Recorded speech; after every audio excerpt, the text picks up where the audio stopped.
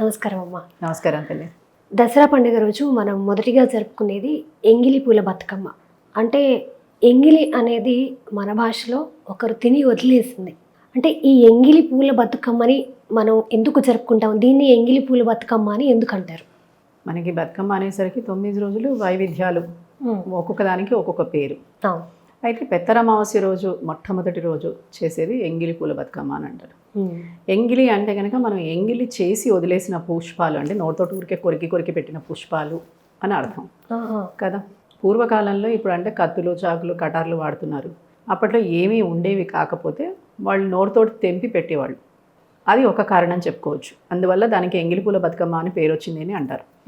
ఇంకో కారణం ఏంటి అని అంటే కనుక మిగతా రోజులు అన్ని రోజులు, మిగతా 8 రోజులు పువ్వులని అదే రోజు తెచ్చి బతుకమ్మని పేర్చుకుంటారు. కానీ ఈ ఒక్క రోజు మాత్రం ఏం చేస్తారంటే ఒక రోజు ముందు తెచ్చుకొని దాన్ని నీళ్ళలో వేసి పెట్టి తెల్లారి బతుకమ్మని పేర్చుకుంటారు. అందువల్ల పూలు నీళ్ళలో వేసి ఉంచడం వల్ల మనకేంటంటే ఏదైతే ఆ రోజు వచ్చిందో దాంతో, అంటే పొలాలకు వెళ్ళి కోసుకొచ్చేవాళ్ళు. ఇవాళ రోజున మనం పొలాలకు వెళ్ళి ఏం కోసుకురావట్లేదు. అవి నిన్న తెంపారు, మొన్న తెంపారు కూడా మనకు తెలియదు. అవి మనం మార్కెట్ నుంచి తెచ్చుకున్నాం. మనం ఇవాళ తెచ్చుకున్నాం కాబట్టి ఇవాళ పూలు అని అనుకుంటున్నాం.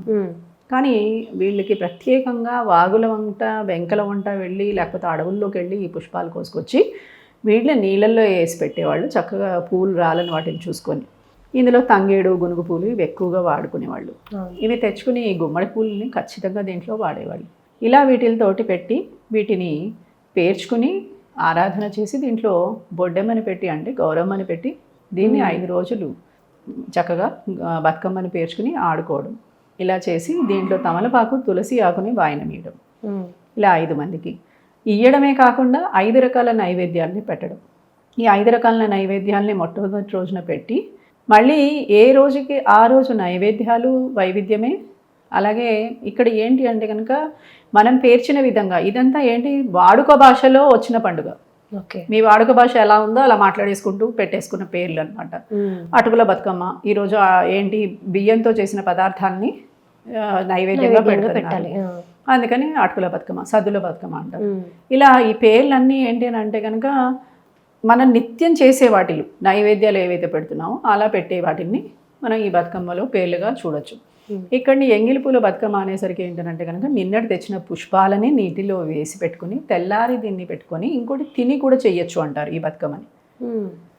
కొన్ని ప్రాంతాల్లో ఏమంటారంటే, కరీంనగర్ ఆ సైడ్ ప్రాంతాల్లో వీళ్ళు ఏమంటారంటే ఓ పూట తినేస్తారు, తినకుండా ఉండరు, తిని చేస్తారు, తిని చెయ్యొచ్చు అంటారు. అందుకని ఎంగిలి పడ్డాం కదా. తినడం అంటే ఏంటి, గ్రామీణ ప్రాంతాల్లో ఎంగిలి పడ్డాం అంటారు.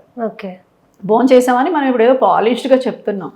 మనం చక్కగా గ్రామీణ ప్రాంతాలకు వెళ్తే అన్నం తిన్నావా అని ఏమి అడగరు, ఎంగిలి పడ్డావా అంటారు, ఎంగిలి పడ్డావా అంటారు. అందుకని తిని కూడా చెయ్యొచ్చు.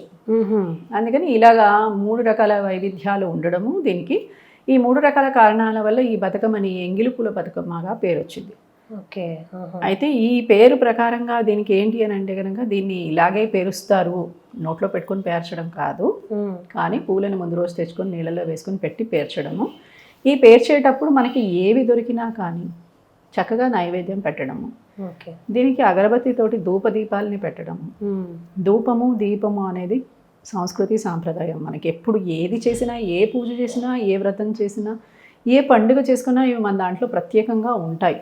అలంకరణ అనుకోండి, లేకపోతే మనం దీనికి అగ్నికి ఇచ్చే విలువ అనుకోండి, ఏదైనా అనుకోండి. కానీ వీటిని మనం ప్రత్యేకంగా ఎప్పుడు చేస్తూనే ఉంటాం. దీంట్లో ప్రత్యేకత ఏంటి అంటే గౌరమ్మని ఆహ్వానం చేయడం. గౌరీదేవికి చీర కట్టినట్టుగా ఉంటుంది ఇదంతా, అంతే కదా. ఆమె పైన కూర్చోపెడితే గౌరమ్మ లాగానే ఉంటుంది మొత్తం అలంకారం అంతా. అమ్మవారికి రంగురంగుల స్టెప్స్ చేసి చీరలు కట్టినట్టుగా ఉంటుంది. అలాగా ఈ రోజున చేసే నైవేద్యాలు కూడా ఏంటి అంటే రవ కేసరి చేస్తారు, పులిహార చేస్తారు, చక్కటి పిండి వంటలు చేసి పెడతారు. ఎవరికి తాహతుకి ఎలా తగితే అలాగ బతుకమ్మని చేసుకోవచ్చు. బతుకమ్మ పండుగ వచ్చేసరికి మీకు ఏదో బాగా ఉంటేనే చేయాలి, బాగా లేకపోతే చేయడానికి వీలు లేదు అనడానికి లేదు. ఏమీ లేని వాడు కూడా గ్రామీణ ప్రాంతాలకి వెళ్ళి, గట్లకి వెళ్ళి, చెట్లకి వెళ్ళి, ఎవరు పక్కింట్లో వెళ్ళి కూడా కోసుకొచ్చేసేసి పెట్టేయచ్చు. అలాంటి వాతావరణంతో కూడిన పండుగ ఇది. అందుకని ఇప్పుడు ఎవరేం చేయొచ్చు. ఇప్పుడమ్మా, ఇప్పుడున్న జనరేషన్లో ఆడంబరాలకు వెళ్ళిపోయి ఇది చిన్న బతుకమ్మ అది పెద్ద బతుకమ్మ ఇలాంటివి కూడా ఆడవాళ్ళ మీద డిస్కషన్స్ జరుగుతూ ఉంటాయి. దీని మీద మీ ఒపీనియన్ ఏంటి? ఒపీనియన్ అంటారా, బతుకమ్మ పండుగ అనేది మీకు ఎప్పటి వరకైతే సంబరాన్ని ఇస్తుందో, ఏ పండుగని కూడా మనకి ఎందుకు కల్పించారు అంటే కనుక అందరితో మమైకం అవ్వడానికి, మళ్ళీ అక్కడ కూడా అందరితో కొట్లాడడానికి కాదు, మన ఈగో కాంప్లెక్షన్స్ చూపించుకోవడానికి కాదు. ప్రతి ఒక్కరిని మనం ఎప్పుడూ ఆహ్వానిస్తాం, ప్రకృతిని ఆరాధిస్తాం, చీమలతో సహా ఆరాధిస్తాం మనం. అయితే వీటినన్నిటినీ ఆరాధించడమే కాకుండా మనకి పెత్తరమావాస్య దినాల్లో ఏం చేస్తాం, మనం అందరికీ తర్పణాలు వదులుతాం, చీమలు దోమల దగ్గర నుంచి తర్పణాలు వదులుతాం, వాటికి కూడా ముక్తి కలగాలని ఆశిస్తాం. హిందూ సాంప్రదాయం అంత విలువైంది. అయితే ఈ హిందూ సాంప్రదాయంలో సనాతన ధర్మం ఏం చెప్తోంది మీకు, సనాతన ధర్మం ఇవన్నీ ఎందుకు తీసుకొచ్చారు, అందరితో కలిసికట్టుగా ఉండడానికి. నీది పెద్దదైనా చిన్నదైనా చేసేదేం లేదు, అది చేస్తున్నంతసేపు నీ భావం ఏ విధంగా ఉంది. నేను గౌరమ్మని పేరుస్తున్నాను, అలాగే బతుకమ్మని పేరుస్తున్నాను. ఇది చేస్తున్నంతసేపు నేను గౌరీదేవిని ఆహ్వానం చేస్తూ ఆ గౌరీదేవిని ఆరాధన చేస్తూ ఉన్నంత మటుకు నాకు గౌరీదేవి ఏమి ఇవ్వాలో అది ఇస్తుంది. నా భావన ఎలా ఉందో దేవత అది ఇస్తుంది. కానీ నా భావన ఈగో కాంప్లెక్షన్ అనుకోండి, నేను మీకన్నా పెద్దగా ఉండాలి చిన్నగా ఉండాలి అనుకున్నాను అనుకోండి, ఆ ఈగో కాంప్లెక్షన్ జీవితాంతం నడుస్తుంది. అది ఇంట్లో కూడా వస్తుంది, ఇంట్లో కూడా భార్యాభర్తల మధ్య వస్తుంది, పిల్లల మధ్య కూడా వస్తుంది మనకి. దానివల్ల ఏమవుతుంది అని అంటే కనుక ఒక పండుగలో మనం చేసిన తప్పు జీవితాంతం మన వెంట నడుస్తూ ఉంటాం.